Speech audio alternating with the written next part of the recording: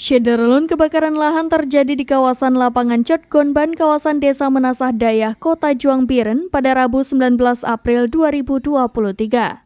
Kejadian diketahui saat warga melihat rumput di area lapangan terbakar, kemudian api menjalar ke rumpun bambu. Sejumlah warga segera menginformasikan kepada petugas damkar. Api melebar pada areal seluas hampir 1 hektar.